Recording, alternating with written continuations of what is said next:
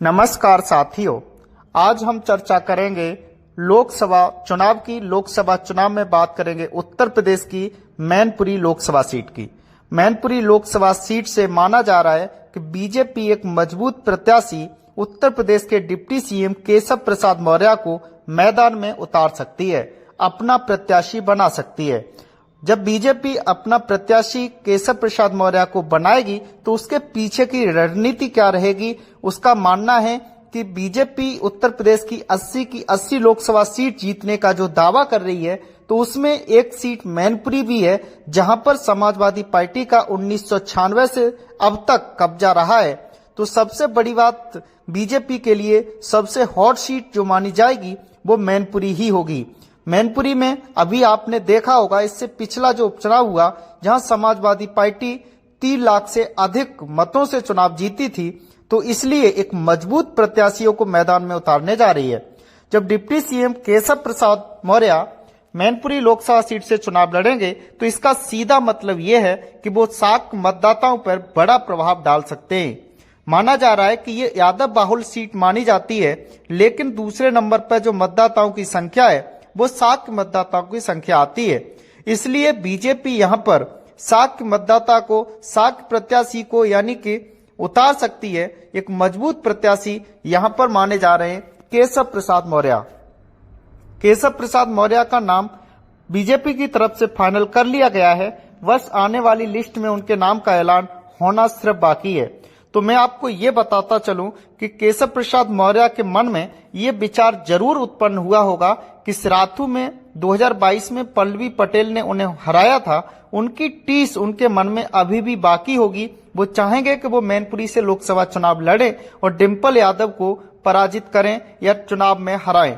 ऐसा उनका मन में विचार जरूर होंगे, लेकिन इसके पीछे डिंपल यादव के साथ एक बड़ा वोट बैंक भी वहां माना जाता है। डिंपल यादव का घर माना जाता है, वो उनकी ससुराल मानी जाती है। कहा जाता है कि डिंपल यादव यहां पर एक मजबूत दावेदार हैं, मजबूत प्रत्याशी हैं, और ऐसा इसलिए भी माना जाता है कि मुलायम सिंह यादव ने मैनपुरी के अंदर बहुत सारे ऐसे काम कराए जिनका लोगों पर एहसान है। लोग उन्हें अपना मसीहा और भगवान के रूप में मानते भी हैं। तो इसलिए समाजवादी पार्टी मैनपुरी के अंदर एक मजबूत पार्टी है और मजबूत उसका एक गढ़ माना जाता है, जहां पर हराना बहुत आसान नहीं, बहुत नामुमकिन सा माना जाता है। लेकिन पिछली बार जब उपचुनाव हुआ उसमें माना जा रहा है कि इस बार डिंपल यादव को उपचुनाव में हराया जा सकती है बीजेपी के द्वारा। लेकिन जब उसके रिजल्ट आए, परिणाम आया, तो उसमें देखा गया कि 3 लाख यानी कि 3.5 लाख के आसपास मतों से वहां पर डिंपल यादव को जीत हासिल हुई। इससे ये आंकड़ा लगाया गया कि मुलायम सिंह यादव ने जो मैनपुरी को दिया है, मैनपुरी ने उसका आशीर्वाद डिंपल यादव को उसी लहजे में दिया था, तो एक बड़ी जीत हासिल की। उसी के तहत समाजवादी पार्टी की तरफ से डिंपल यादव को 2024 लोकसभा चुनाव के लिए प्रत्याशी बना दिया गया, बिना सोचे विचार किए, क्योंकि ऐसा माना जा रहा है कि डिंपल यादव को मुलायम सिंह से ज्यादा मत मिले थे और एक बड़ी जीत हासिल हुई थी। अब तक के रिकॉर्ड में एक रिकॉर्ड तोड़ जीत थी। तो अब ये देखना होगा केशव प्रसाद मौर्य और डिंपल यादव के बीच जो मैनपुरी के अंदर एक कड़ा मुकाबला होगा, उसमें किसकी हार होगी। एक उत्तर प्रदेश के डिप्टी सीएम एक बड़ा चेहरा है, तो वहीं समाजवादी पार्टी की एक बड़ी लीडर है, नेता प्रतिपक्ष की एक पत्नी है, राष्ट्रीय समाजवादी पार्टी के राष्ट्रीय अध्यक्ष की एक बड़ी नेता है, एक यानी कहा जाए कि नंबर 2 समाजवादी पार्टी में नंबर 2 की हैसियत रखती हैं डिंपल यादव। उनका सामना उत्तर प्रदेश में जो डिप्टी सीएम है सरकार में केशव प्रसाद मौर्य, उनसे होता है। तो एक कड़ा और रोचक मुकाबला यहां पर सभी को देखने के लिए मिलेगा। लेकिन बीजेपी जहां 80 की 80 सीट जीतने की बात करती है, तो वहीं अखिलेश यादव 80 की 80 सीट हराने की बात करते हैं।